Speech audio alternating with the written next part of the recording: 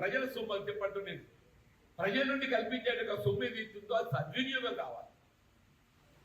సరైన వాడికి ఏదైతుందో లబ్ధి వరకూర్చబడాలి.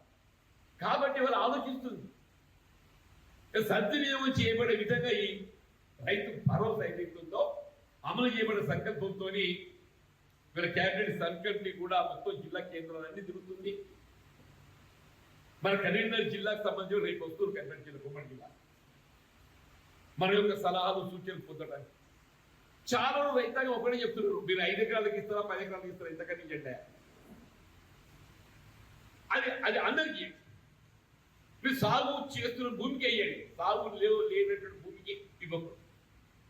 నిజంగా రైతు ఎవరు సాగు చేస్తున్నారో వారికి మనం సాయం చేయాలి.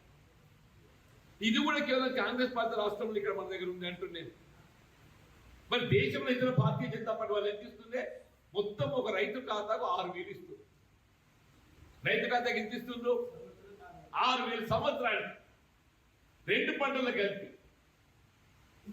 ఇప్పుడు 7,500 2 పంటలు కంటే 15,000 అవుతుంది ఎకరాలు. 5 ఎకరాలు ఉన్నోడికి ఇస్తే ఎంత అవుతుంది? 15,000 ఇంటూ 5 75,000 అవుతుంది.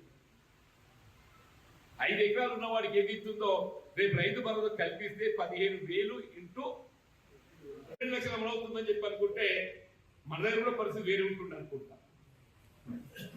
అప్పుడు అందరికీ ఇది వస్తుందా పోతుందా అనుమానం అది ఉండలేకపోయింది. కానీ ఇవాళ కార్యరూపం అయిపోయింది.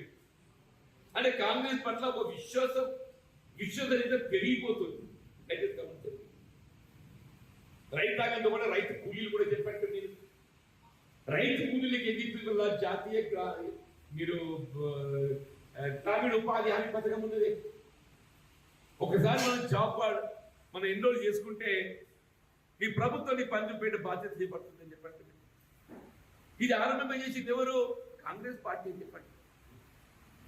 దయచేసి ఇంత మంచి కార్యక్రమం వీక్షించేటువంటి ఒక అవకాశం నా అల్లీపూర్ రైతాంగంతో కలవడం నా అదృష్టంగా భావిస్తాను.